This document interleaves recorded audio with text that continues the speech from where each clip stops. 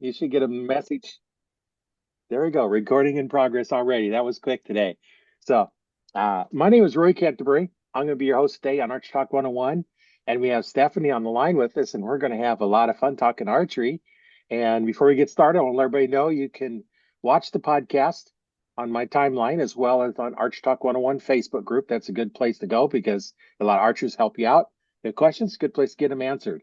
As well as you can watch it on my YouTube channel, Learn to Fix It Yourself, as well as if you want to listen to the podcast, it's free on audible.com as well as wherever else you listen to your podcast. Now, let's get started with the show. Welcome to the show. Stephanie, how about if you introduce yourself and tell the audience a little something about you? Well, my name is Stephanie Correa, and I have been shooting archery since the end of 2012. I, sorry, I'm getting over a cold or maybe Oh, COVID, I'm not quite sure. But I have been competing since the very end of 2012 and got real heavy into competing in the beginning of 2013, and just kind of been running with it since. that's pretty cool. So, what got you started in archery? I had a injury from when I was playing soccer. I was in a co-ed league, and I took a pretty bad hit, and doctor said I needed to take some time off of soccer, so I needed a new sport. And I decided, why not archery? It looks cool, looks fun. So I tried it out. I took a 2 hour do's and don'ts kind of thing and just kind of ran with it from there. It was very easy and natural from the beginning. And with a ton of practice, I became pretty good really quick. That's good. It's always interesting, that you're doing one sport, you're doing soccer, and you get into archery. And you ever thought about going back to soccer?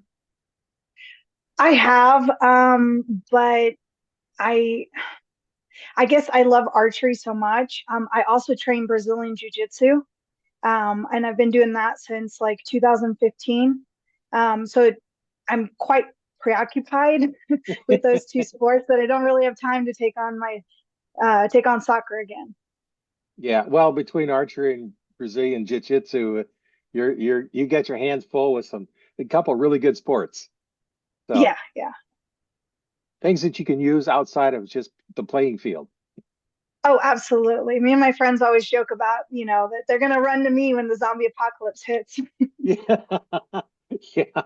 Well, you have the skills, and uh, but I guess a soccer play you'd be able to just kick them pretty good. But other than that, Yeah. No, it helps with the endurance of running, but yeah. yeah, yeah, that's pretty cool. So, do you mostly do tournaments? Do you hunt or? I've only done hunting when I lived out in Kansas for 2 years, but I haven't done hunting outside of that. California has pretty strict regulations, and I do mostly tournaments, so I'm not too interested in the hunting, or at least it doesn't interest me enough to pursue it.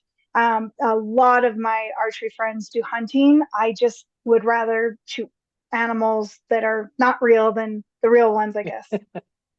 So you normally do the 3D targets? Yeah, 3Ds and novelty shoots are my specialty. So like speed rounds, pop-ups, timed things. That's basically where I excel.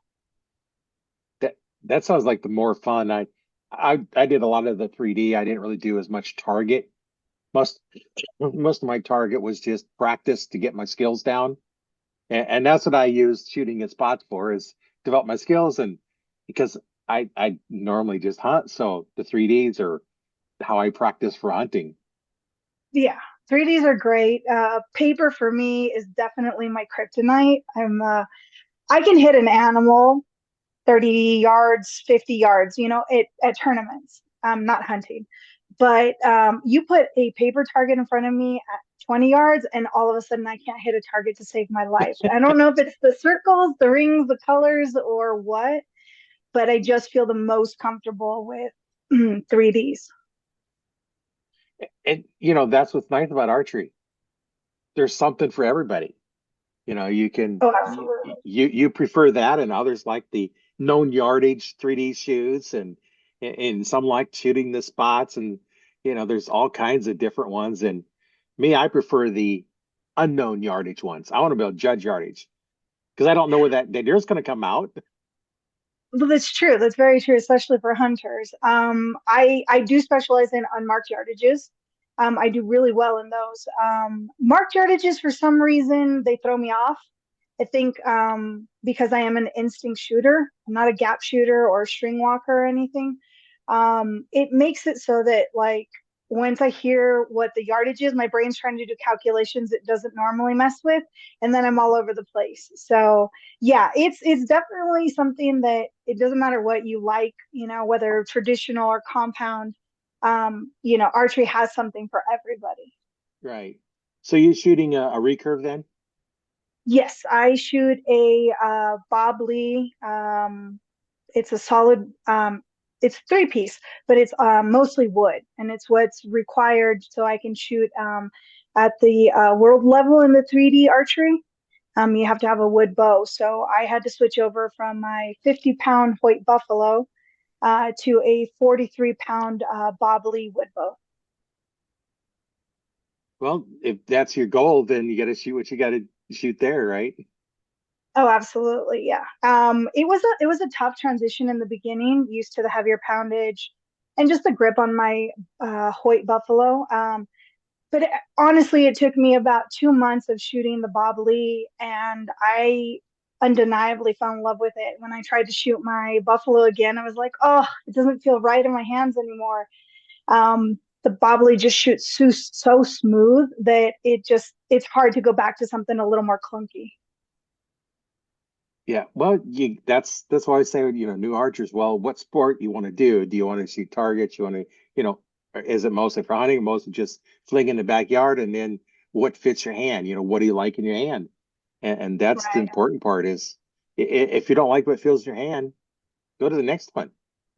Oh, absolutely. You have to trust your equipment 100%. If there's any part of you that's like, man, this bow doesn't shoot right, or these arrows aren't flying correctly, then you're going to find that your accuracy and your confidence is going to be shot. So I definitely recommend to anyone new who's thinking about trying out archery, shoot as many bows as you can. Put as many of them in your hands as you can, whether it's a compound or a recurve or a longbow or a self bow. Just shoot them all. Shoot them all because once you have the right one in your hands, you're gonna know it. It's gonna feel smooth. It's gonna shoot smooth. You're gonna be like, this is it. This is the one. And that's what I recommend to everybody. It's just put as many bows as you can in your hand. Go to the archery shops. They're great about letting you shoot them. If you get hooked up with any kind of archery shop or archery tournament, like the archery community altogether is like super helpful. Like nobody wants to see somebody walk away. They want to get as many people involved as they can in shooting, whether it's for fun or competing. Like the archery community is always super helpful. Yeah, I've heard many stories of um, the one is telling he was shooting against somebody that he was competing against. He was struggling. The other guy come over and helped him. And, because he don't want to beat him in his worst, was beat him in his best. And then I did Absolutely. watch a little clip on or something about there was two in the Olympics, and the one archer they're fighting for gold, and the one archer had a problem with her bow. The other archer had the right thing to fix it, give it to him, fixed it, and they end up winning the tournament. So the girl that got helped won because she got help from the person who was ended up in second place. So Yeah.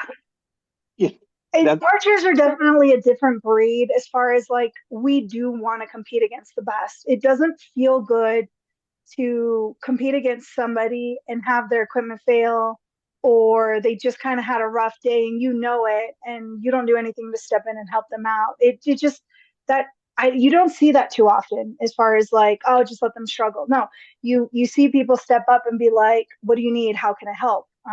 At my last tournament, somebody's serving was coming undone, and we flagged over the ref and was like, hey, equipment malfunction. She needs to go get this fixed, and she ended up winning.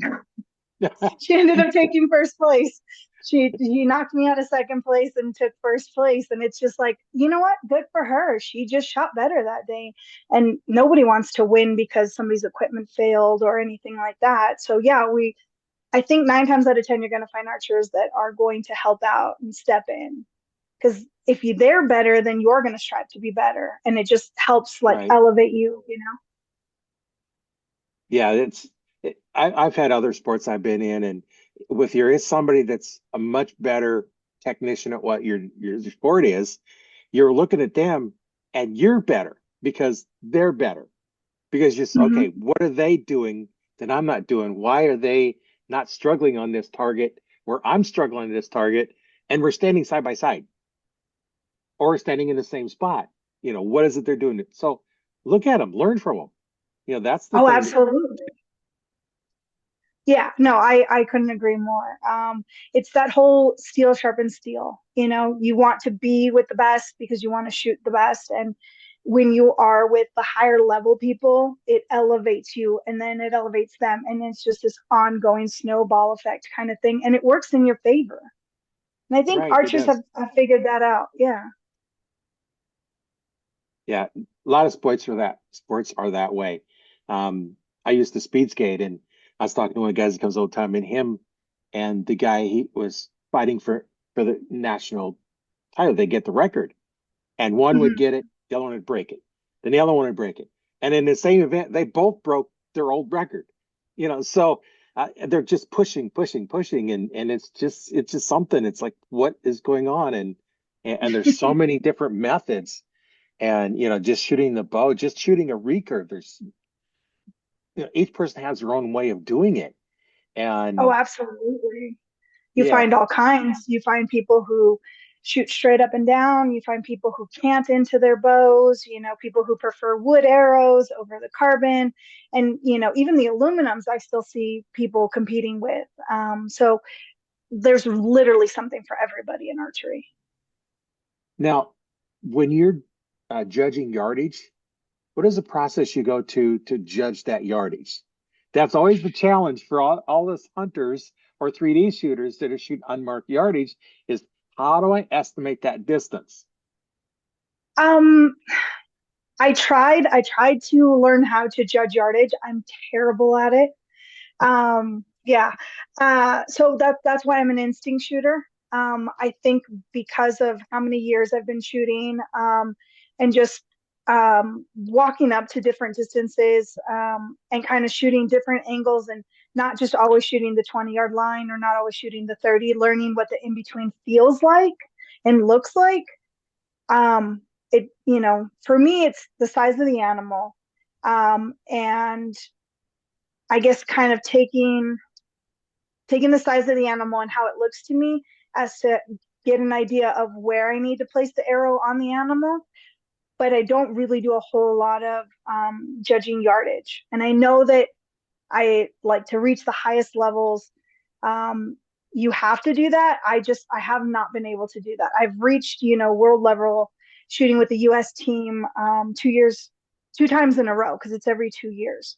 And I look forward to making the team again next year. But I stick with what I know, which is to be an instinct shooter and not worry about the yardage, but trust all of the work that I put in prior to that to be able to hit where I want on an animal. Yeah, that there's something said to be an instinct where you look at it and your body learns where to go. And when I shoot my recurve, I don't shoot it a lot just because, um, well, we talked about earlier, I can't pull it back right now. But one of the things that I would do is I'd look at the target and I'd draw back, and then I'd go through the motion of the shot, and a lot of them use the tip of the arrow to aim, and it's like if I'm going to look at the tip of the arrow, I'm not looking at the target. So how am I going to hit the target? Because I'm focusing on the tip of the arrow.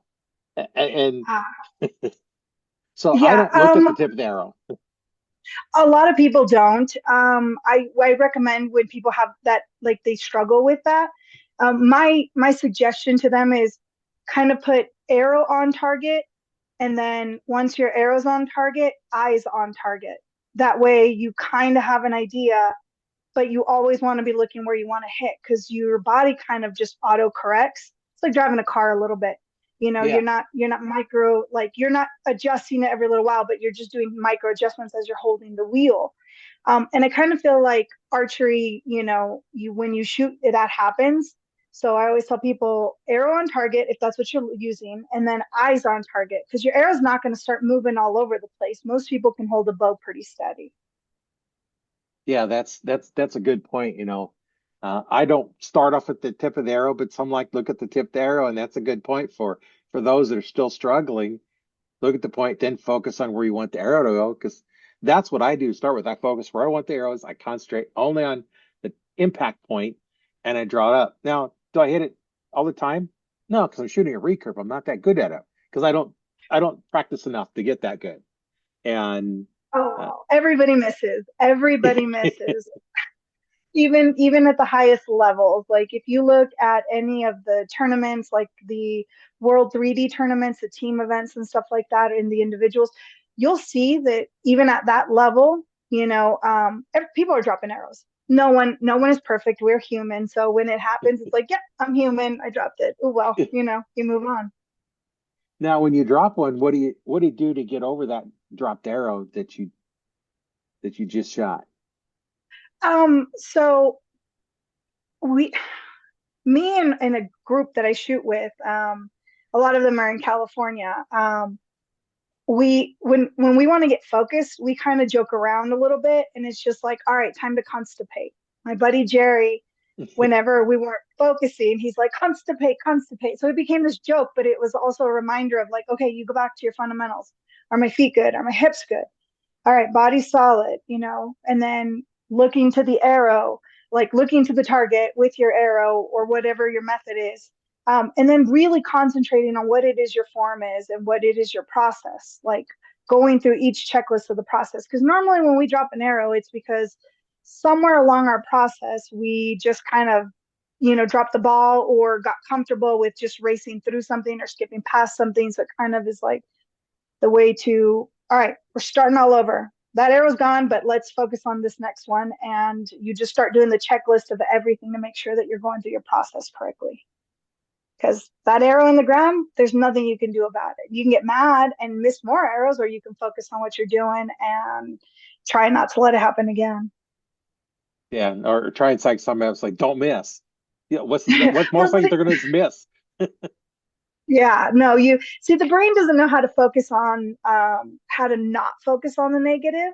So if I tell you, don't focus on a gray elephant with a pink trunk and purple horns, well, your brain can't do anything but to actually visualize what it is, the words that are coming out of my mouth. So no matter how much I tell you, don't think about that elephant, don't think about the gray elephant with the pink trunk, your brain's already like thinking about it. So what we do, and what like most of the people I shoot with is like we focus on what we want, not what we don't want. So, a good strong shot or a clean shot, or focusing on where we want to hit the target. I'm going to hit it right here, or I'm going to focus on this versus what you don't want, because your brain doesn't know how to distinguish it. Once you put something in it, it's like, okay, we're focusing on this. It doesn't know how to minus things out. So Yeah, my recommendation is like focus on the things you want, not on what you don't want. If you have trouble with your release, then it's like, okay, clean release kind of thing. Or if it's something with like, don't drop your bow hand because we want to peek past to see where the arrow went. Okay, strong front hand, strong bow hand. Those are the things you want to focus on, because your brain is always looking to reaffirm what you're telling it. If you're like, I can win this or I can hit this, and you hit it, your brain's like, oh, okay, we can hit it. So it's always looking for that reassurance and that confirmation of what you're telling it. So my recommendation to anybody is you want to focus on the things you want, not on what you don't. that's a common story of anybody that's trying to perform any kind of level, no matter what it is, whether it's personal or sports or anything. That seems to kind of be the theme of any high achieving people is, focus on what you want, focus on that, and it'll eventually come. Yeah, it makes a difference. It really does. But like I've heard say, you can think all you want on your couch, about how you're going to make money, but eventually come take the couch from you because you're not doing anything. You actually got to do No, something, right? absolutely. Yes, yeah, you got to put in the work. Absolutely. You have to put in the work. Without that, it's just mouth service and that doesn't do anybody any good, especially the person who's just talking. So, yeah, actually, yeah, absolutely. You focus on what you want while you're doing the work, not just hoping and praying that that's going to be the thing that saves you because you're thinking positive. No, you also have to put in the work. So speaking of work, what's kind of your practice schedule? Um, this is an off year for the US team. So my practice schedule is a little lighter. I practice more, like probably between 3 and 5 times a week on off years, depending on what the weather looks like. We've had a lot of rain recently, so you got to get out there and you can maybe get an hour of practice in before you got to get rained on. So there's that. But on years where we have US team trials and compete at Worlds, I'm practicing every day, sometimes twice a day, depending on if I get it early enough practice. And then there's like an afternoon league or something, I'll do that as well. But on off years, I'd say 3 to 5 times a week. Yeah. That's that's still quite a bit of practice. I don't think a lot of archers do it more than maybe once a week, or even that on some Uh, of them. And some don't even do once a week. They might do them once a year before hunting season. yeah, that's common. Those are like the weekend warriors, but like Yeah. if archery is your thing and you want to make it your life, you kind of got to put in that work. Not it's not without saying like anything worth having you got to work for. It doesn't matter how good you are as a natural or how instinctive you are. Like if without the work, you're going to fail more than you're going to succeed. Like most sports, any sports that I've been in, you have 3 to 5 to 7 practices a week. And, sometimes, you'll have a couple in the same day. And I used to competitive roller skate and, we had practices pretty much 6 days a week and probably 7 practices a week. And it just, you don't do that. You don't get better. Um, it's anything less than 3, you're going backwards. Yeah, you got to put in the work, and 9 times out of 10, you can tell when somebody is putting in the work because it shows in the fruits of their labor, and it shows in their shooting or how they compete, no matter what sport it is. Like you can stay stagnant and everyone can go past you, or you can, move forward with everybody else. And if you want to put in the extra time, that one of the things that what somebody told me once that it didn't make a whole lot of sense at the time, but later on I understood it was that extra mile is the loneliest mile. And I always thought it meant that like I needed to do above and beyond what everybody else was doing.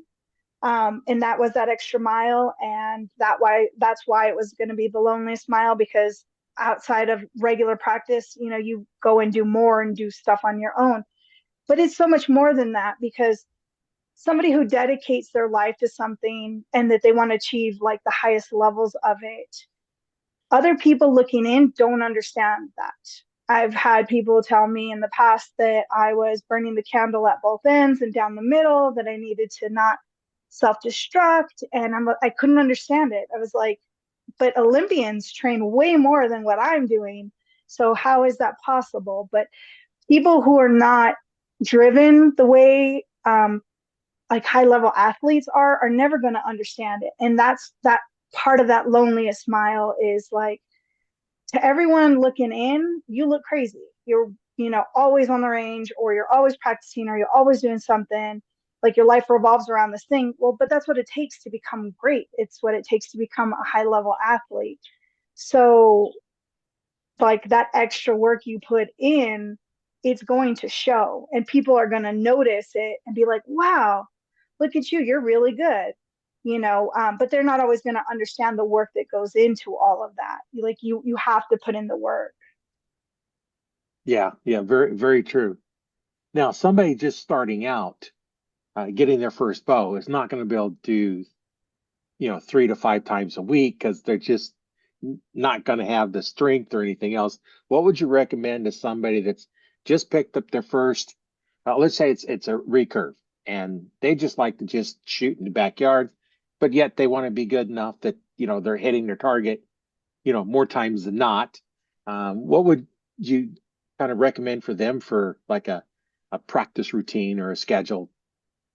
My recommendation would be to shoot every other day or every third day and not go nuts, because most of us tend to do what? We don't practice and then we want to shoot 200 arrows in one day. And then you're sore, and then it's like, oh, this isn't a lot of fun. I don't know if I really want to do this. So I would recommend, like, if you can, shooting Monday, Wednesday, or Thursday, and then, skipping a couple of days and shooting again.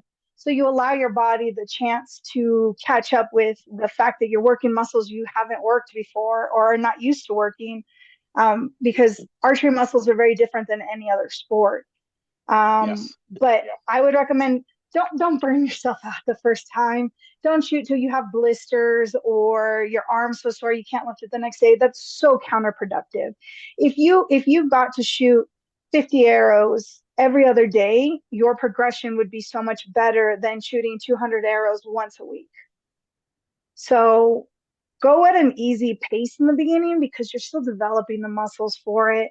And don't overdo it. Like, just take it easy. It's baby steps. There's no reason to believe that in a few months you're going to be shooting as good as people who've been shooting for 12, 13 years. Like, it doesn't happen like that. You've got to consistently put in the time. So it's better to do smaller chunks every other day or every day than it is to try to knock it all out at once. And that's something I see all the time.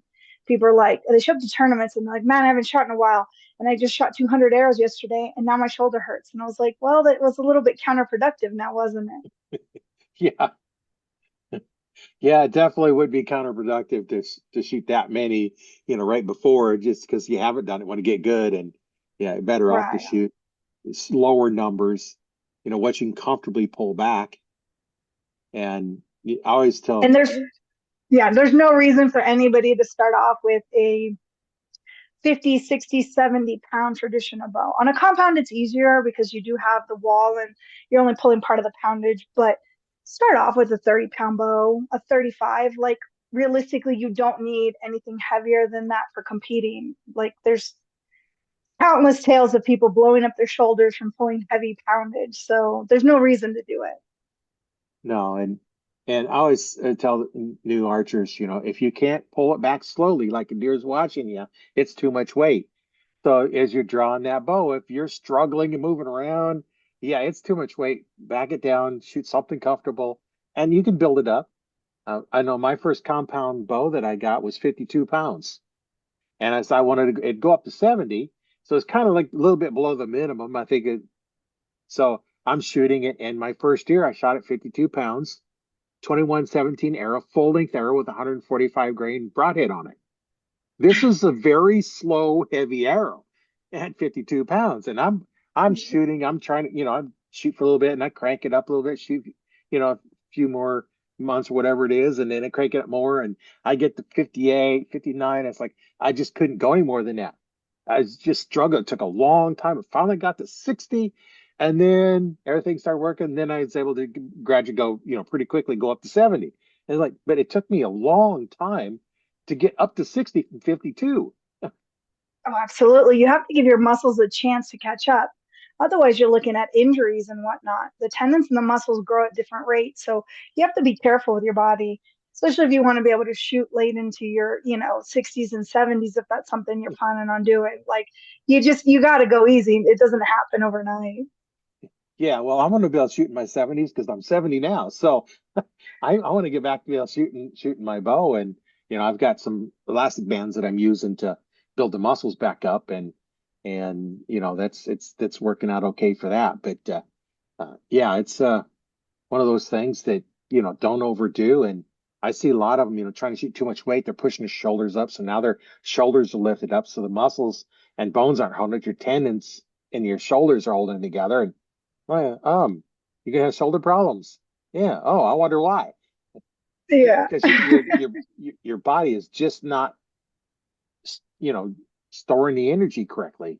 Your muscles aren't doing the job, the tendons aren't doing a job, the joints aren't doing a job, and you get all that lined up, and you can shoot a lot longer. And as we get older, we have to start cranking the weight down a little bit, because it takes a little bit more to keep it going. I'm probably not going to be able to shoot 70 anymore. I may have to drop down to 60, which means I can take my hunting bow and recite all my pins because they're all set up really perfectly for 70. And this is the arrow, and everything here is all perfect, you know. So I've got all the pins on there, and I may have to redo them.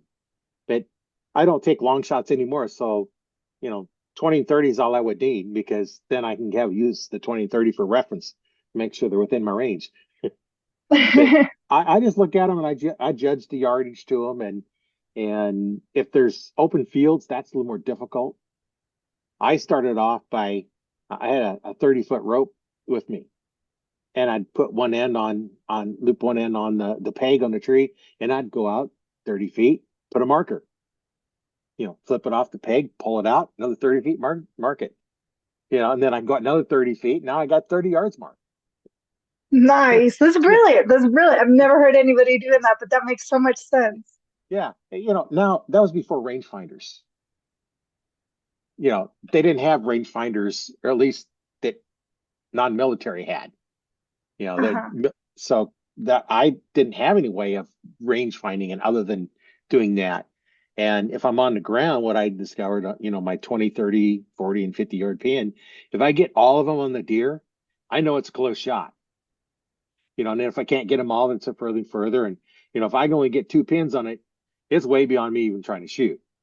I just don't shoot long shots, just because I don't want to take a chance of wounding the animal, because I want it in the freezer. I don't want it Right, dead. right. I You don't want want to it do the carb food. most ethical thing. Yeah. Yeah, I want to eat it. I don't want anything else to eat it. All right, well, I love your creativity. If I ever get back into hunting, I am definitely trying that. Yeah. And I always like to, even if you have not with the rangefinders, you can always range it. Well, I don't teach how to judge yardage. So, like at 3D tournaments, if they allow you to have a rangefinder on there, because I will use it, and I'd always judge the yardage, make the shot. If it's not a good shot, range it. If it's a good shot, what do I care what it says it actually was? Because I ranged it correctly. Hmm. And one of the things I do that helped me when I was shooting all the time is, if your form is off a little bit, sometimes it's hard to figure out what's going on with your form, and you can't shoot enough when you're actually on the range walking between targets. So what I do is, I had a piece of loop material. I got my string loop material in a big roll, and so I made a loop that goes around my thumb, and then it was my draw length with another loop at the other end. I could hook my release into it and draw back and shoot. And if that string left my thumb straight to my target, I know my form's back. Otherwise, it'd hang up on your thumb. It'd hang up, or it'd go off to the side or something. Now you know your form is off. Yep. And then you keep adjusting until your form is right. You push straight to your target. Now I shoot a closed stance, perfectly Okay. closed stance. But if I don't teach that when I go to help out, like Nebraska Game and Parks has a lot of events, and we teach a lot of women how to shoot, and they're my favorite students. They Because listen, don't they? that's right, they listen. And Yeah. uh, but we teach an open stance, because depending on, like, the long bows, they're so long, and it's easy to hit that arm if you have an open stance. If you don't hold it correctly, if you're gripping like a bat or something, you don't hit that arm as much, and it opens you up to keep your chest out of the way and everything else. And uh, with that closed stance, if you have that arm wrong, you can have a problem. As well as the real long traditional bows, you always got to watch on that. As an instructor, I tell all the ladies, do not shoot until I give you an okay. Draw back, do not shoot. Okay, everything's safe. All a lot of the traditionals use that chest guard. Even the guys use them. Hmm. That Because anything scraping across your chest or your arm or anything is not going to feel good. I've hit my arm before. When I was shooting way too long, a draw length. I was shooting there for a while. I was shooting a 32-inch draw length compound. I didn't know any better. And I went in the shop and it's, how's that feel? Okay. I didn't know any better. I think I only shot a compounded, a few times that what my brother had. And, Uh-huh. that was in the early 70s. And it's like, how's this feel? Okay. I was arm locked out, all way back here. I'm 29 and a half, what I really am. So I was drawn back 2.5 inches further than I'm supposed to. And that's you're gonna hit your arms and stuff like that. And I actually hit my arm one time shooting at a deer, and I heard it hit, and they just kind of walked off. What I ended up doing is I severed an artery in the hip after I shattered the thigh bone, and I Oh, still was able to get it, so it still died. But where it laid down, I couldn't get to it from getting on the tree stand. You can't do that because they run off or try to run off. right. And that I heard it hit my arm, and now by having that little half inch shorter, I wear my thick heavy coat in the wintertime up here. Now you in California, you would never wear anything as thick as I was wearing because our weather gets down into freezing and below, and I haven't hit my big heavy parka ever since because I run a shorter one, have that correct grip where it goes between your hand and between your thumb and little finger. Hmm. That's how most of us archers that have been in it for a while are shooting because it moves that arm out of the way. Last thing we want to do is hit that arm. And I imagine you probably hit it Yeah. before, haven't you? Oh yeah. I've done it before. Luckily with the bobbly that I shoot now, I don't have to wear an arm guard. And if it ever catches my arm, it's because I'm doing something terribly wrong. Um, so yeah, I don't have to worry about that too much. But my buffalo, with it being 50 pounds, and when I first started shooting it, I whacked my arm pretty good and broke skin. And was like, yeah, I definitely need an arm guard. I'm not doing that again. Yeah, that's safety. You got to think about that. Archery can be dangerous if not done safely. Now, the people who get hit in archery are normally like hitting the arms. It's fairly safe even in hunting. Um, I do know of one guy that got shot. Um, he was walking out, and it was basically ended hunting season and didn't walk out. And the other guy just basically heard a noise and looked at it and thought it was a deer. And at that last light, you've been out hunting at that last light, everything looks like a deer. And It's just true. It's true. new hunter and didn't realize that, hey, if you don't see the four legs and the brown hair and the tail, it's like it's not a deer. And end up shooting. And because when I had my store, Right. they both had come in my store, so I heard both sides of the story. Yeah. Archery is like the third safest sport in all of sports. I think tennis, and I can't remember what number one was, but overall, it is a safer sport than most. I Right, mean, you do have to be careful not to shoot, a weak arrow through a strong bow, or check your arrows. Even if you're hitting targets, it's there. You don't know if it hit, somebody else's point or insert that got stuck in there, kind of thing. So you always want to check your equipment.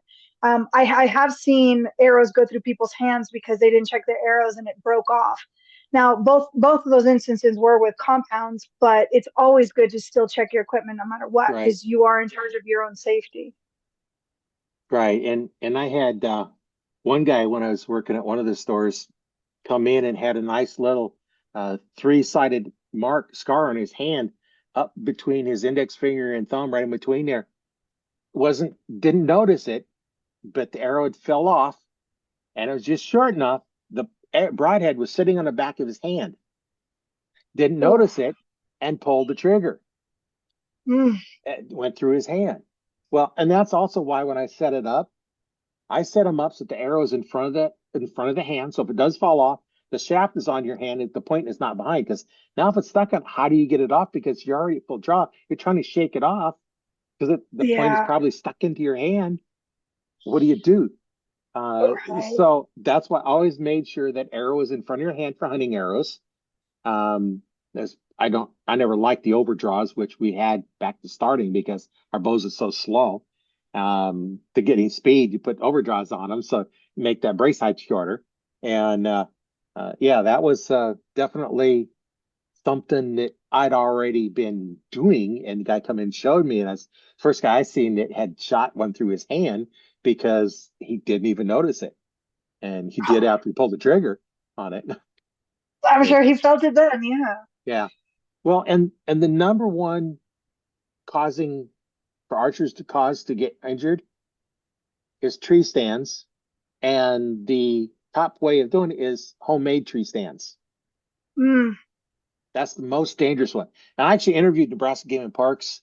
They've got a couple of volunteers that teach the hunter safety as far as the tree stand safety, and they've given a whole bunch of stats. And I've got, looked on one of the podcasts. I got one, probably 10, 15 of them ago. That we went a whole thing. We talked for about an hour and a half just on tree stand safety. And if you're up in a tree stand and you use your harness, how do you get down? Because you got about 5 minutes before you're dead anyway. Because what happens if you don't have, that's why a lot of the new ones now have that little loop yeah. so that you can relieve the pressure. What happens is the straps tighten up around your legs, blocks off your blood flow to your legs, it restricts it. And like the acid builds up, I think it's like one of the acids build up. And then when you finally free yourself, all that rushes through your body, you end up with a heart attack anyway and die. Oof. Okay. So Yeah, I didn't know all that. yeah, that's something that, I like to try and mention that each time because a lot of the listeners may not have seen that one. Go back and watch that one, or even got my YouTube channel, Learn for Yourself. It's out there as well under the some of the hunting or the archery playlists. And Okay. I can leave a link in the description too for that. But yeah, that's something that you always got to be careful of is falling out of your tree stands, and what to do, proper way to set them, and there's all kinds of stuff. So hey, anybody has questions, get a hold of me. We can go through and help you be safe. And Oh, absolutely. there's a lot of stuff on there. And then, just setting up bows like we've talked about, making sure your arrow is spined correctly and make sure, all this other stuff. And like, don't take an arrow designed for recurve and shoot it in the compound. You're Yeah. probably Or going to don't snap it. don't pick up an yeah, don't pick up an arrow that you found on the ground behind a target and be like, "Ooh, I could shoot this." It's like you really don't want to do that because you just don't know, and it's putting yourself in danger, you know. So yeah, that's I didn't know that though about the tree stands. I the hunting I did were inside of blinds on the ground, so I had no idea. Yeah, and I've heard of several uh, blind hunters where they end up shooting through their blind instead of through the shooting window because they don't realize the arrow is at your mouth, your sights are up by your eyes, you're off that much right to start with because they start a big gap, and like at Yeah. 5 feet, you might have to shoot it for like 70 yards if you have pins on them, just because you're so Hmm. close. And then it gains, and I was creating some videos in my basement, and my basement's just like what it's an 1890s house, and the basement's just basically just dug out, and there's a brick wall that goes up, all probably about shoulder height. My target's Okay. sitting on top of it, so it's actually up. So I have to draw back, lean back slightly a little bit, so I keep my same form, and so I can shoot because otherwise I don't want it bouncing back. Because I was creating videos, we were probably 10 feet away from the wall. If you shoot an arrow at 60 pounds at 10 feet away into a brick, it's going to come back at you at probably 50 pounds of pressure. And that knock is just dangerous to the point. Oh no, absolutely. Anything that close, definitely. I've seen people shoot steel targets at 20 yards. And it actually happened to my buddy Jerry. He was trying to shoot the hole in like a rabbit, a steel target, Yeah. and he hit the target, and the arrow came flying past his face on the way back. Oh, Yeah. So everything has its inherent issues and whatnot, but just realizing that, hey, this steel thing, it could come back at me. I should be ready. We all knew it was a possibility, but didn't really think it would happen. So when it happened, it was like, oh, okay, we should all just keep an eye out or stand back away from that. So yeah, yeah. shooting at close range, you got to be careful. Yeah, definitely when you're shooting at something they can bounce off of, and yeah, normally what the steel ones I've shot at be like deer size ones, so deer size kill zones. And it's amazing how many people still can't hit the kill zone on the deer. Sometimes they'll put them at 20 yards, sometimes they'll put them a little bit further, but 20-yard shot, any hunter should never miss that kill zone. Right.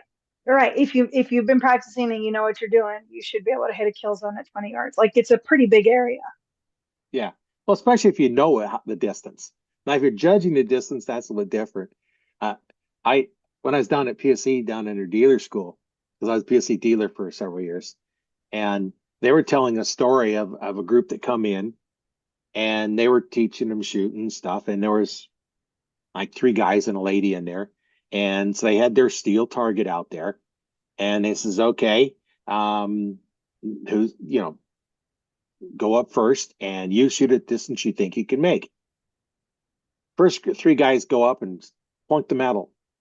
And the lady that was down there, she walked up closer, closer, closer, about 20 yards, and she hit it. The others are trying to do the long shots. And it's like, I'm not going to shoot longer than what I can. I don't want to waste an arrow. Then they weren't expensive they now. Now you're talking $12, $15 just for the shaft. Not counting, if you got a broadhead on it, those are sometimes Hmm. 10, $15 a year.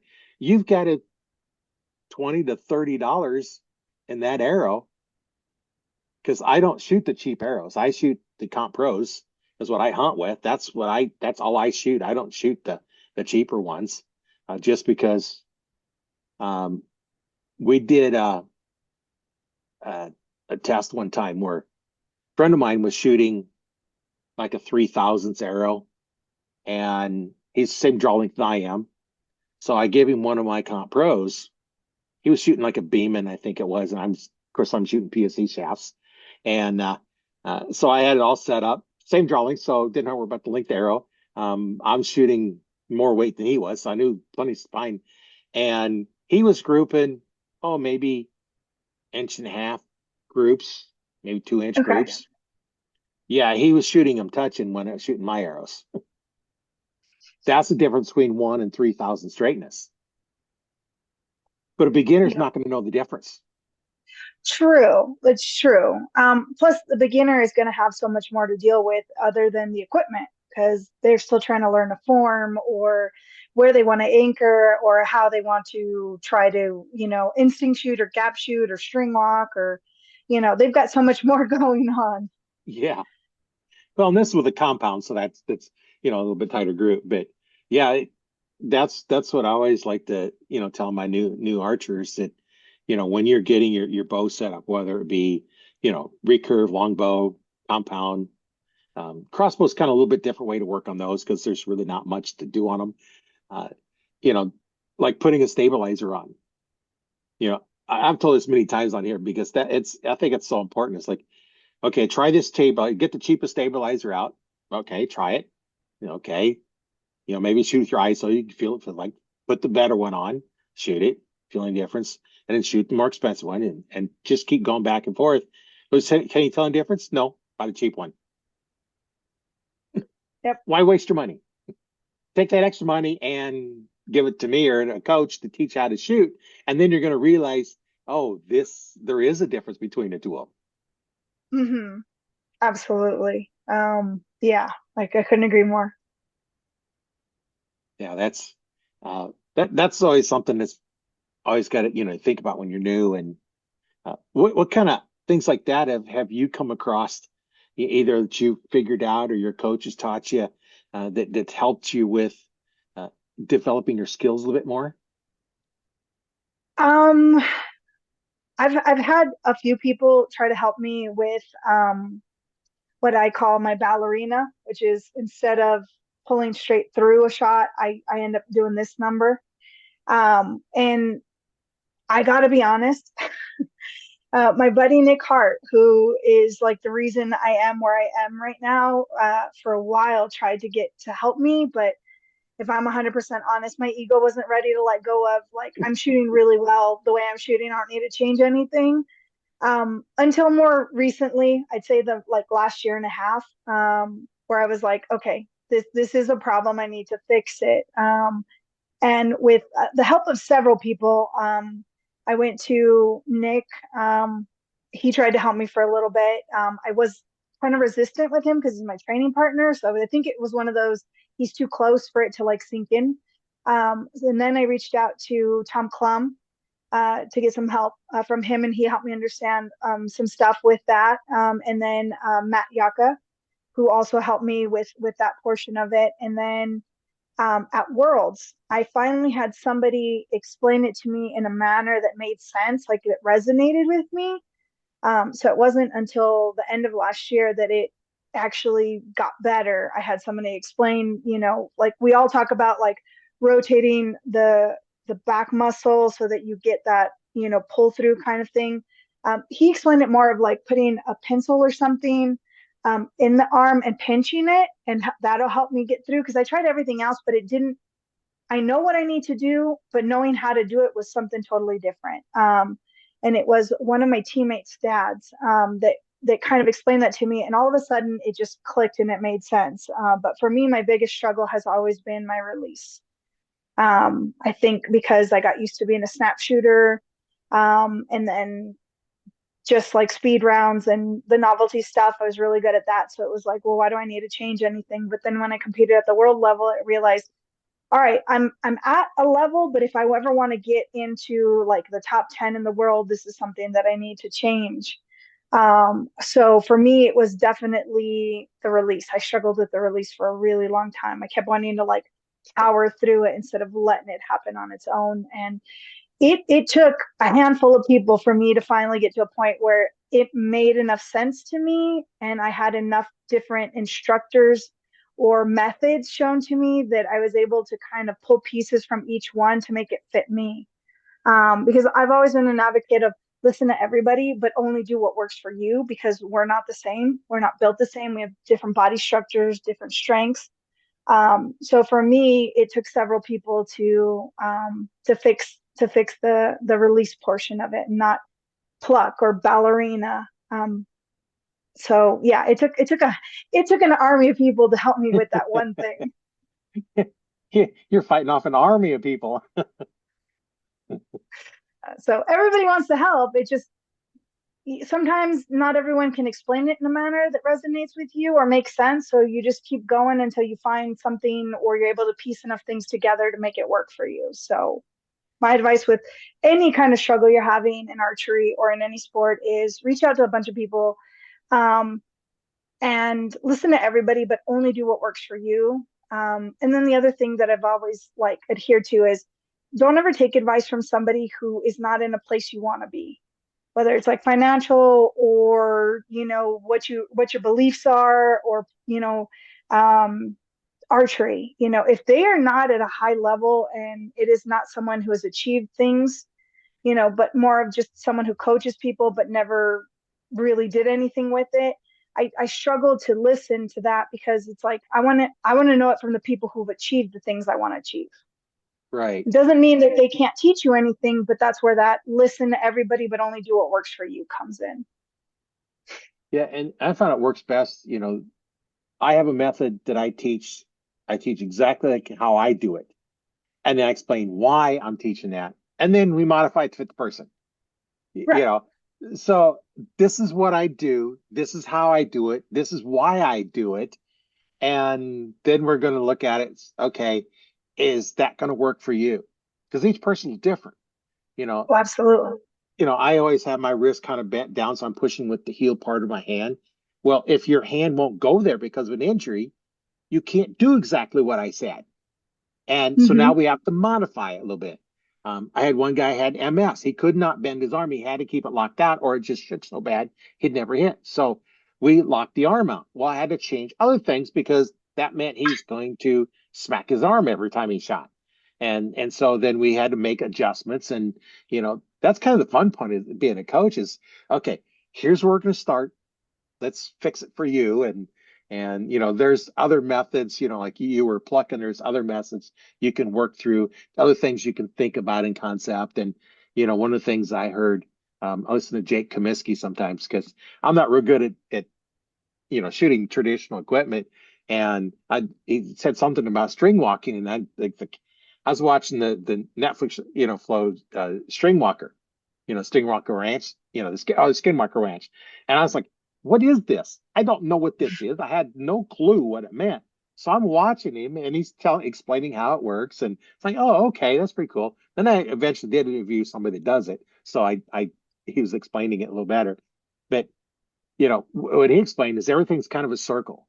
So when you come back here, you're circling around your face. As you're tightening up those shoulders, everything's a circles, everything's in a circle. And he explained it that way. And it's like, oh, okay, that makes sense. So now then, my workout bands, I come back to here, I'm go through the whole process, breathing out, get to here and then hold for a second, and then let the rest of the air out as I drag my hand across here, and I think kind of my thumb kind of touches my neck or something. But one thing I don't do is ever put my thumb behind my neck. Not only is that not very productive, but it also hurts your thumb. And it's not consistent. So I'm gonna teach that with a compound with a release. Yeah, yeah, the thumb never goes behind you. It goes underneath, if anything, underneath your jaw. And that's some of the things that, you know, I've done and the ways I teach is that way. And being in martial arts, that's how I want that straight line, because if you're going to put power into something like breaking a board, that power has to be straight to that target. If you're off at an angle, you're not going through the board, you're hurting your hand. The only way you don't hurt your hand when you go through the board. You only hurt it when you don't go through. So you got to make sure you go through the target. And that same idea I use in shooting, well, it's a compound, recurve, or whatever. So I'm thinking through the target, not the impact point. I'm thinking past that endpoint point. So impact point. Control talking this morning or tonight. So now that I'm shooting, I'm thinking through that. And that's all I'm thinking about is where I want the arrow to end up. I want it to be buried past that X in the target. If they're shooting papers or, the kill zone on a deer, the 8 ring, 10 ring, or whatever rings they have on them. Right, right. Well, that's a good way of looking at it for sure. I like that. I like that method. And that's what's nice about here is because I've got some ideas that you may not have heard. You've got some ideas that I may not have heard, and I'm learning from all of the archers I get a chance to talk to, because it's nice talking to archers. I get to talk to them all over. It was like, would we have ever met or talked without the connection here in archery and getting on the podcast? You're out in California. I'm in Nebraska. I'm not going to go to California anytime soon. Now, you may come to Nebraska before I go to California, but still, you know. Yeah, most likely. So now if you're coming through Nebraska, then you say, hey, hey, I'm coming through. Let's meet up for lunch or something, and because a good stopping point, and we meet up and chat in person. But it's great being able to talk to people all over the world, and especially when talk, somebody across the pond, in one of the other countries, and that's the fun part is how the archery community here is in your world is exactly the same it is in somebody across the world. The same thing, if you go to any place and you have a bow in your hand and there's other archers around, they may not be able to talk to you, but you know what? The phones and Google Translate, you can talk to anybody. That's true. Some of them now they got them earphones that they'll translate for you right in your ears. I've I've never heard tried of them. that. They seem like they might be a gimmick, but who knows? I mean, I'd be willing to try it. Yeah. Now, I think English somewhat well. I understand it. It's the other languages I'm a few words here and there I'll understand, but not enough carrying conversation. But you don't Okay. have to be able to speak to somebody. I had a kid come in when I was roller skating as working there, and didn't speak any English, and trying to learn how to skate. So I'm kind of basically showing stuff, and a lot of new skaters like to bend over, put the head down, and have to keep up, look straight, and then just got little things there here and there, and in archery, if I can draw the bow back and show you what I want, and then you can see it, and then I can correct you, okay, draw it back and then hold, and then I can make corrections, and then I can teach without basically saying a word in your language because I don't know it. You can do that because it's all kind of understand the same thing. Now, some are difficult. Somebody new never picked up a bow, but you can do that. And now with the videos and the quality of the phones, the videos, you can teach right on the Zoom call. I've done it. It's true. It's absolutely true. Last year, I met a gentleman from Turkey who didn't speak almost any English, and he wanted to learn how to shoot a bow. So through a whole lot of hand gestures and demonstrations of what to do, and a little bit of the Google translation, I was able to teach him and get him hitting targets no problem in what was it, a 3 hour session. And that's somebody who didn't ever touch a bow but had seen and wanted to do it and reached out. And I was like, yeah, no problem. We'll figure it out. It's a lot of hand motions and stuff, but you do find people who want to learn it, and it doesn't matter if there's a language barrier or not. Like, it is something you can teach without a whole bunch of words. So it is super cool. Yeah, that's what's cool about things like this, if you can teach them without even speaking to them if you don't need to. Yeah. So, okay. How long have you been shooting archery? I'm not sure that I I saw that anywhere. Yeah, you didn't, because I'm really sad. I started shooting in the 60s when the only option was wood or fiberglass arrows in recurve or longbow. Hmm. And your option for arrows was wood, aluminum, or fiberglass for fishing. There was no compounds. They didn't even get Right. developed until late 60s when somebody developed the first one, and they weren't commercially available till the mid 70s. So, Yeah, I wouldn't know that. I was born in the 80s. So, yeah. And for fletching, you had your option of feathers, or feathers, or they had some rubber ones on the fishing arrows, which didn't do any good for fishing arrow because you got a string tied to it to force it to go straight. But that was it. The veins did come in until I forget when they come in, but they weren't really available. And I still shoot feathers, orange feathers. I just never switch from them. And okay. not for hunting, that's good because it helps stabilize your broadheads because I shoot a fixed blade. I haven't switched over to mechanicals. I just had too much good luck with the Muzzy fixed blade. You got to stick with what works. Yeah. Well, and I had, not really plugging Muzzy, but to plug Muzzy, but I was at when I had my store about 20 some years ago, 24 years ago, I think it was. Uh, I was shooting, trying to get ready for hunting season after I closed. So I got my broadhead target up there because I'm not shooting at a regular target as it just tears them up. And I missed all the targets completely, shot above it. Oh. Concrete block wall. That broadhead hit that concrete block wall. Shaft fell down. I go up and look at it. The broadhead stuck in the concrete block wall. The insert's cracked in half, and the other half, the insert and the arrow is sitting on the ground. Broke back about an inch, inch and a half. I reached up and pulled that broadhead out of that. Left a nice little three-sided hole in the concrete block, and I couldn't tell you which one it was because it didn't hurt the broadhead. And Wow. plus, So the kinetic energy blew up the arrow, not the broadhead. yeah, yeah.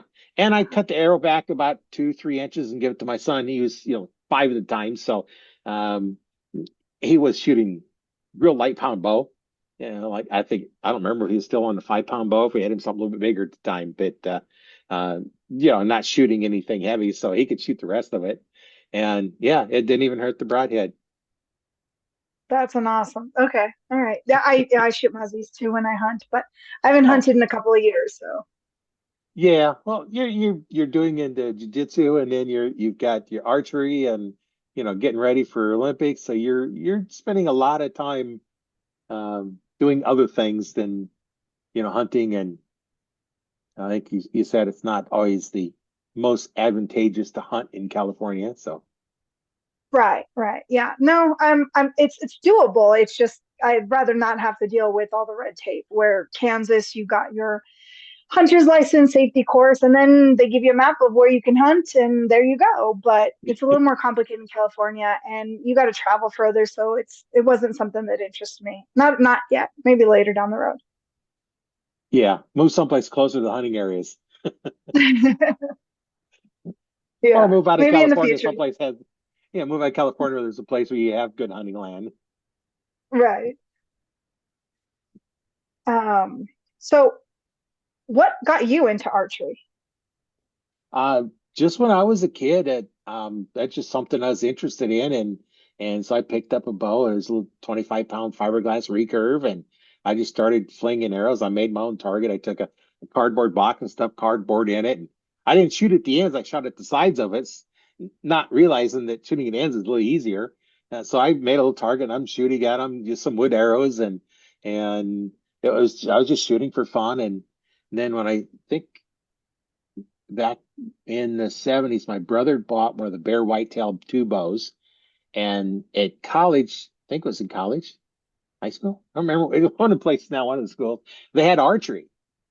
So I took his bow and I started shooting a bit more there. And then eventually in the um, late 70s, I was able to get my first compound bow.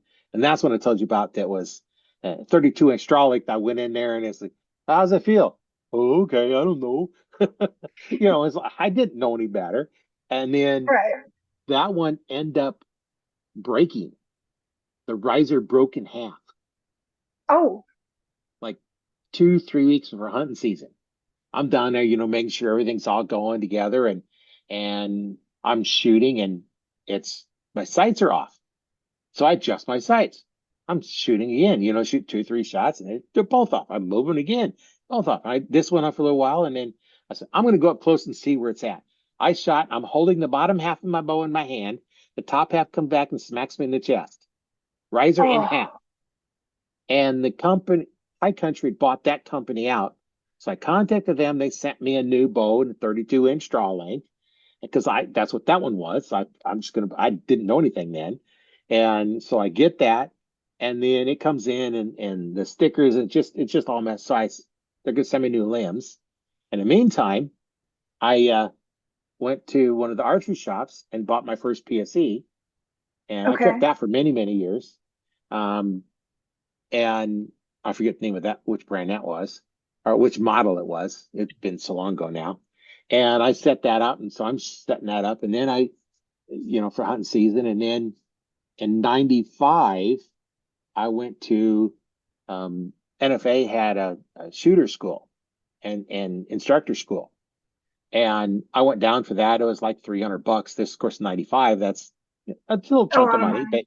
but I was an Yeah. engineer, so it's not like I was, it was huge amount of my paycheck, but still, it's quite a bit of money to put into a bow when your set aluminum arrows are running a dozen of the double X 78s was a 1.5 thousand straightness, the straightest aluminum you could get. Those were running like 65 dollars a dozen. And so back then that was expensive for arrows. And so I got that bow. It's all set up, 32-inch draw length. I go down there and measure your draw length, and he says, you're 29 and a half. It's like on a Friday. And so the first night was mostly just getting everybody fit bow correctly. Saturday and Sunday was the rest of the teaching and well as instructors school to get, their certification to be instructor. And so now Saturday, I'm trying to make my bow go from 29 or from 32 to 29 and a half inches. That's How's a that lot to working? change because if it's not 29 and a half, then there's no reason to continue because what he's teaching you can't do with that longer draw length. Well, strings and cables, I was able to get it. So I got it down to 29 and a half and I'm shooting and I was like, this is too short. I don't like this. Too short. It was too short. I didn't really like it. And because I was just so stretching out. And I've had others that I've shortened them up and it's, oh, I don't like this. I don't like this. Okay, well, we'll make it longer, but don't bother coming back when you have a problem shooting because I know I went through exactly the thing you're going through. So, so then after we shoot in the class for a while and learn all this and going through, and that's the whole story on what we was doing to learn back tangent related, because then it was just like, oh, pull the trigger, just like any other trigger. You just pull it. No, you don't. But that's what I thought at the time. And Uh-huh. uh, after I went through that, and now I shoot 29. So I went from 32 to 29, 3 inch shorter draw length. And that extra half inch is how I talked about earlier. I don't hit my arm. I don't hit the big heavy coats, and that extra half inch just seemed to fit better. Once I learned the proper technique, now then it felt even better having that little half inch shorter. And I'd probably tweak a little bit here and there, but I shoot, 29 is what I normally shoot.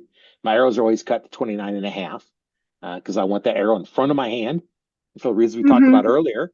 I don't want it, Yeah. anywhere near my hand because if you got the broadhead on, you get fingers, you reach up, touch that broadhead, you just slice your finger open in the middle of the winter time, and they don't heal very well in the winter, and they hurt.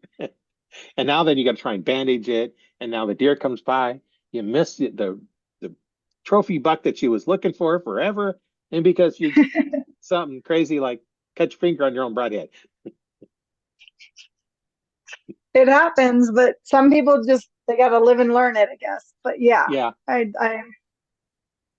yeah. There's all kinds of stories that I've done that I still remember. And when I was at one of the stores, I had my own store for a while, and I worked at Bass Pro and I worked at Cabela's. So between the three of them, I've got some pretty good stories on teaching people stuff. But I had this one guy come in. Look, I forget what he was shooting, but we got her interested in shooting. So we get her bow. I've taught her how to shoot and everything. Everything goes through the whole process, and she's, basically she thinks through what I told her. She says, "I got Roy sitting on my shoulder. Tell me what to do." And she come back a few months later with her husband, and he didn't like it too well because she was out shooting him, oh, shooting better okay. than he was. And he'd try and tell her something. He's like, "No, you're already telling me what to." She would pick which spot of the X ring to put the arrow in, Wow. and he didn't like that because he couldn't do that. Because I didn't teach him, I taught her. There's something to be said about teaching a significant other or somebody super close to you. It just doesn't happen. They got to hear it from somebody else. Yeah, and what he was trying to tell him wasn't the same thing I told her anyway. So that's why she's like, telling me, yeah, she basically just put me on her shoulder, talking in her ear, and said, "What did I tell her?" And she listened, and she just ever go through this whole process, and she just got really good. And the worst part is when you have a kid, you're teaching a kid how to shoot, and dad's sitting there contradicting everything you say. He's telling it different, and it's like finally, it's just like you either say to him, "You want me to teach him, or you want to teach him?" Because what you're teaching him is completely wrong. Or you just say, okay, I'm done. Go home. Because no matter what you tell the kid, it's this young kid, he's not going to remember. He's going to do what his dad says. Right. Because that's the ultimate authority. So Right, it's, right. yeah, Now, if it's a that makes it teenager, it might be different. They might do it different just because it is that. so it all depends on the age, I guess. Yeah. Now, my kids have always been pretty good at listening. When I teach how to shoot, that was pretty good. My oldest, when he was still pretty young, got his first Robin Hood. Oh, okay. Yeah, he was pretty young. Back when I started stores, so that was been probably 20 years ago. And, Okay. he was maybe 10 or so. So, yeah, I That's could do cool. that. It's nice to see that you're passing that along though to the family, whether they stick with it or not. You're passing on a gift. Basically, is how I've always seen it. When you teach somebody archery, is you're passing something on that if we don't do that, the sport will disappear because the youth Right. is the future. So it's super cool that Yeah. you are able to teach your kids that. Yeah. And the future in, all hunting sports is, the kids and the ladies, get them involved as well. Like it's great that you're involved in it too, because, it's a sport anybody can do. And why restrict it? Oh, absolutely. For me, I whenever I see women who attend the archery shoots, to watch their boyfriends or significant other or husbands, I always ask, how come you let him have all the fun? Why aren't you shooting? And they always go, oh no, that's too much for me, or and it's like 9 times out of 10, I can get them to at least try it and then realize like, oh, this isn't as hard as I thought it was going to be. But it is nice to see more women involved in the sport these days. It's still not anywhere near the numbers that the guys are doing, but it is nice to see that they're at least increasing. Yeah, that's and it's fun, teaching new archers that no matter who it is, it's always nice when you see that light bulb go on and it's like, oh, now I know what you're telling me, you know, Yeah. or the person that's like, nah, I don't want to shoot, their spouses, doing it, whether it's the guy or the lady, it really doesn't matter. But it's like, do you want to shoot? It's like, nah, just shoot one shot. You sure you want to just take one shot? Okay. And the bow goes off. Ooh, can I do it again? Of course you can do it again. And then we just keep going and going. And next thing they're either not buying it then or they're buying it soon because they knew how much fun it was. Especially to get the compound and they go off and spent all the time, taught them how to do it and they're not getting hurt because they're doing it correctly. And then they get real close to that target and it's like, oh, that was pretty good. You're really good at this. And this is just your first day shooting the first 10 arrows. Right, right.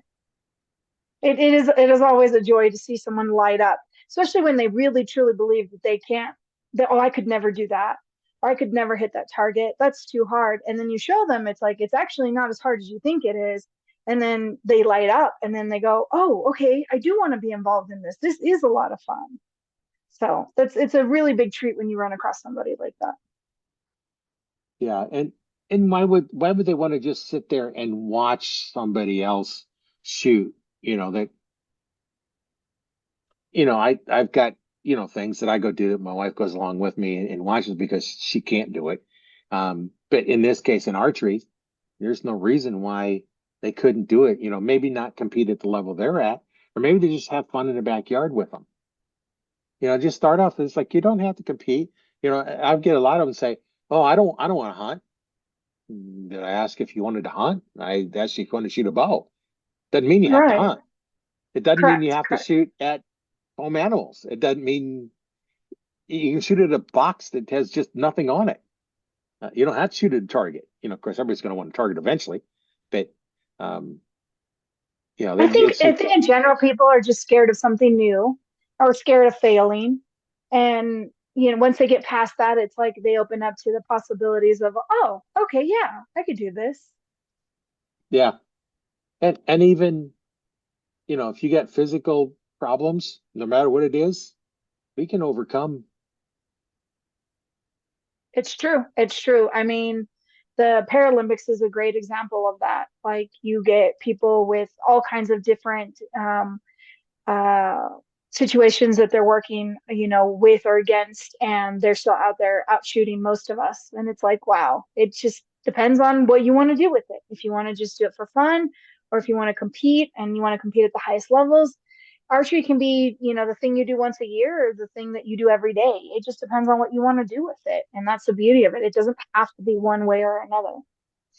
Yeah, that's that's always a good thing is you can do it at whatever level you want. If you're satisfied with taking a 4 foot target and just hitting it anywhere on the target, having fun, then do it. Yeah, just get out and do something, move around. Yeah, archery offers so much. You can do it indoors, you can do it outdoors, you can do the fun tournaments and novelty stuff, or you can get real serious into it. It just all depends on where you want it to go. And that's I think what I love most about it. Like you can, do it full time or you can just do it once in a while. Like there is no set criteria to what has to be done when you get into archery. Yeah, definitely the beauty of it is the flexibility. Mm-hmm. And I imagine you have people come up to you all the time asking you questions about stuff, as you're shooting and out shooting them and you got questions you got to answer and that's the fun part, isn't it? Yeah, it is. It's a lot of fun. It's even funner being a female in the sport because it is like most sports, it's male dominated. So, when I shoot with a new group of people, like right now I'm doing altitude training, and I'm shooting with newer groups. They walk in and it's like, hey, have you shot before? It's like, yeah, I've shot a little while.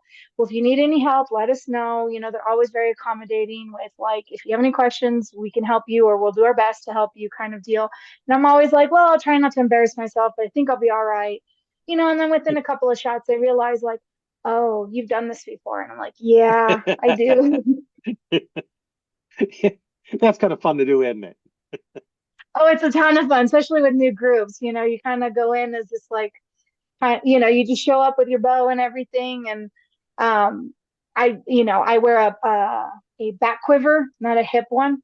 And so, it looks like I know what I'm doing because I've got all the right stuff, but they're never really sure. And it's always nice that the guys are super helpful, like, oh, let us know if you need anything. And I'm like, yeah, sure, no problem. And then I start out shooting them and it's like, oh, you've done this before. I'm like, yeah, maybe just a little. Maybe just a little. Yeah, I've done several hundred shots a week. So, but you got to love the Archie community because they're always willing to help. They just assume that whoever's shooting probably hasn't done a whole lot of it, especially when you're getting added to a newer group kind of thing. Um, but it's the beauty of archery is like people are just willing to help no matter what. I don't get a ton of questions outside of, like where's your next competition, those kind of things. I do teach. I am working with a young lady right now. She's 12 years old, Graceland. And she shoots with her 4-H group and she wanted a little bit of extra work, like helping her out with some things. So I'm working with her. But like the most common questions among anybody is like, well, how do you gap or how do you figure out how to hit a target that's further, closer, those kind of things. And it's different for everybody. So I just try to go through what it is that I do and then modify it as you do with your students, to work for them. So I don't get a ton of questions. Like it's only my second podcast. Oh, But on the range, not too many. It's normally people just letting me know if I need help with anything that they're more than willing to help out kind of deal. I think I get that more than I get people asking me questions. Yeah. yeah, they just assume you're not as good as what you are because they never seen you shoot, and it's more like, well, and then sometimes you might just say, well, if you have any questions, just ask me. I can help. uh, And then they'll see you out Definitely. shooting them. They probably come over and ask questions. But it Yeah. wasn't, the Yeah. people didn't get their ego hurt. Now I think most archers, are pretty solid in not being overly, like I know what I'm doing. I don't need any help kind of thing. I mean, you're always going to run across a person or a particular thing they're struggling with that it's going to be hard for them to open up or to understand. But like anything, like when people are ready to learn, they're going to learn. When people are ready to move past whatever it is that they're working through, it's going to happen. But you can't rush that process, that learning process. Everybody learns at a different rate and in a different way. I mean, it took me like 5 people to finally understand how to release or yeah, how to release without flinging my hand in the air. And I think a lot of that, was just my ego not ready to let go of things. And until Yeah. I was really ready to learn, was I able to learn? So everyone's a little different. Yeah, it's like the old saying that the coach will appear when the student's ready, or when the Yes, student's ready, the yes, coach will appear. And once you absolutely. become ready, that person come by that taught you that one thing that helped you go through your problem because you was ready for the answer. Oh, absolutely. And I'm sure my buddy Nick can testify to this because he tried so hard to help me with that. And I was just like, you know what? I will learn it another time. I'm not ready to change. I'm kind of stuck here, And when I had that conversation with him of like, look, it wasn't you, it was me. It wasn't that you couldn't teach me. I just wasn't ready to learn. Like I really wasn't. But it is absolutely true. We kind of all learn at our own pace and our own style. Um, so yeah. Yeah, that's always the problem we run into is trying to help somebody out, and I always tell the release shooters, they're shooting with the wrist strap. It's like, well, I'm gonna give you first lesson for free. Quit pulling the trigger. And then depending what the response is, that's your first and only lesson because you're not getting any more. Or okay, now let's go in and look a little more detail as why you're doing it. And some is like, okay, that's over there. They're not teachable. Just because the response. No, and it's true though. It's like you got to meet people where they are at in that moment. Right. Um, and that's through life, not just archery. But yeah, you got to meet the person at where they're at. And fortunately enough, my buddy Nick didn't disown me for not listening to him at that time because I wasn't ready, you know. But yeah, you got to meet the archers and you got to meet the people at their current level and where they are, and that sometimes means, like you said, just not teaching them any further. Yeah. Yeah. Go to the point where they're not going to pick up what you're putting down. And, once that happens, then you're wasting your time and wasting their time. You might as well find somebody else that's ready. Like you said, Yes, when you were ready, the person come by that give you that one little thing that helped your problem. And so now, are you releasing across your face like that, or are you still kind of plucking your hand out? Or when I am much better at just kind of pulling through, and I end up at the back of my head. But if I'm honest, it's something that's always going to be a work in progress. It is. I might start off doing the right things, but when I fatigue, I think I tend to fall back into bad habits. So it's something that I've been working through. And I'm hoping I will have it pretty much dialed in by the end of the year. But like everything, we're human and we fall back into, muscle memory habits sometimes instead right? of focusing on the new thing that we want to learn. But for the most part, I'm a lot more consistent with the new release of letting my hand fly off of my. I mean, like I literally would just like send my hand flying back. But I don't do that anymore. I'm a lot better about it and catching when I had a bad shot. It's like, okay, let's go back to number one. We're going to, feet, hips. All right. Head turns. Okay. Everything comes to me. We're pinching that arm a little bit. And it's just me talking through my own process to make sure that I'm checking all the boxes and doing everything I need to and focusing on what I want, not on what I don't want, just realigning everything. But it is definitely way better than it was before. Well, that's good. you know, when I was taking that course, teaching, back tension release, I know one person was in there, they paid all that money and learned all this stuff. It's going just fine. And they just went back what they're doing for. They didn't bother. They wasted their time, wasted their money, wasted instructors' time, and took up space that they could have given to somebody else that really wanted to learn, because all they want to do is they just went right back to what they're doing. They didn't take Yeah. anything hard. And I know the first time I heard back tension release, I didn't understand it. It's like, well, how do you know where you're shooting? Coming from firearm world, we do squeeze on triggers, and we don't use your back to do it because that's all locked in place. It's in its place, and you just kind of squeeze the trigger, but can't do that with a bow. Yeah, yeah. And it all falls back to the same thing, when somebody's ready, they're going to learn. And if they're not ready, they're just going to keep doing what they're doing. But Yeah. I, as you've probably figured out, arguing with the fool only proves that there are two. So why Right. argue? Very true. Very true.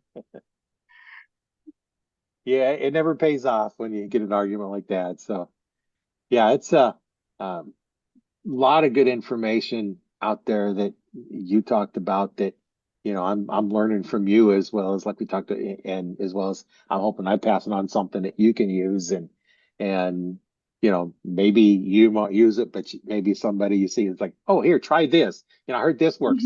Mhm. Try this. Yeah. And that's the great part of doing these podcasts, is it's, we're trying to teach people and also get some good stories and everything else. So it's always been a lot of fun. And I just want to let everybody know that if you've been watching this long, we really appreciate you listening to us, or watching the video this long. And it's been great having you on here.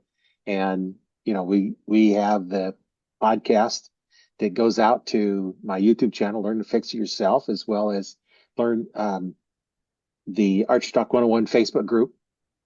And coming soon, I'll have the archtalk101.com, but I don't have that set up yet. But that'll be some good stuff out there when I get that. So watch for that. But yeah, the podcast, anywhere you get podcasts from, as well as audible.com. That's a good place. It's free on Audible. It's one of those things. Just type in the name of the podcast you want, and pops up, and you can listen to them for free. And I have a lot of my listeners do it that way because it's automatic when new one comes out. They always get notified there's a new one because it just keeps going on, and so that's a good way to listen to them as well. And it's a lot of fun. Get a hold of me anytime you have any questions. I know Stephanie, you're going to be open to any questions. Just get a hold of you, and if someone want to get a hold of you, how would they do that? You can find me through Instagram or Facebook. On Facebook, it's Steph Core. I shortened the last name a little bit. And then on Instagram, it is little underscore loca underscore and I as the as the handle name. But Facebook might be the easiest way to find me. You made your Instagram a little more difficult than your name, huh?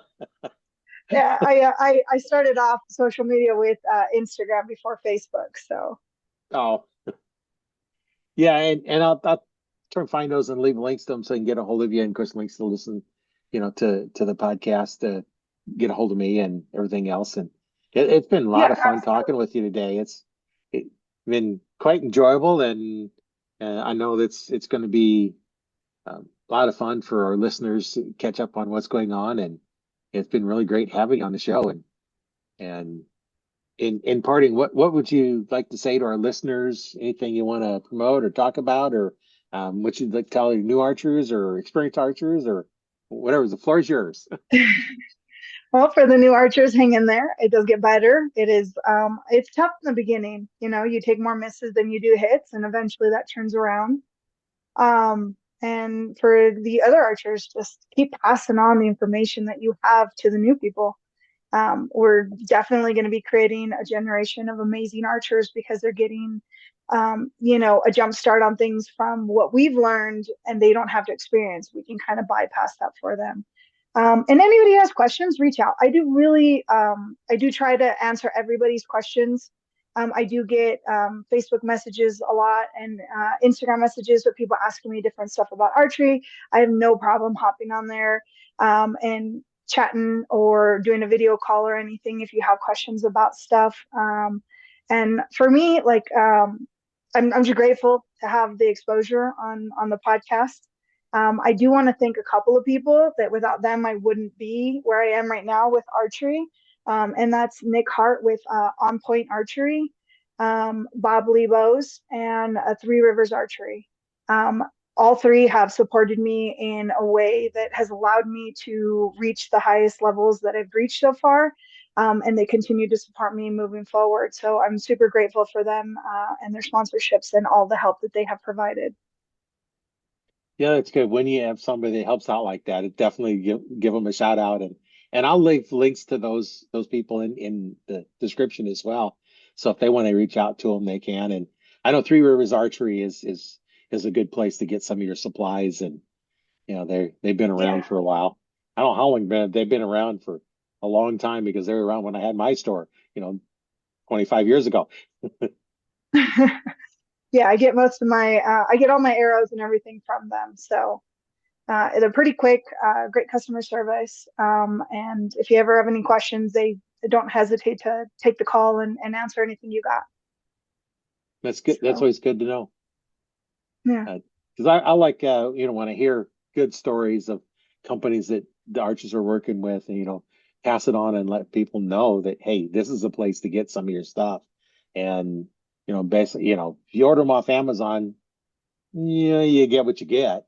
But if you order from like Three Rivers, you know what you're getting. You know you're getting new equipment, and you have a question, you call them up, and get the wrong product, you can call them up and find out, okay, what should it have been, and get it taken care of, and Oh yeah, it's they're really just good about all of that. Yeah, the customer service with them is great. Rob with Bobbly Bows, amazing guy. They're always super quick if I have any questions or need any help with anything or have any kind of equipment problems. They've always been really good. So I recommend them. And if you're looking for a teacher in California or someone to kind of bounce your stuff off of, Nick Hart at On Point Archery, he's always willing to help out. He's a really good guy. He does nothing but try to help people excel in the sport. now, where is he located at? He's out of Santa Barbara, California. Okay. So, but he does travel all over for competitions. The last one I saw him at was at Breaking the Barriers at the One Arrow National Shoot.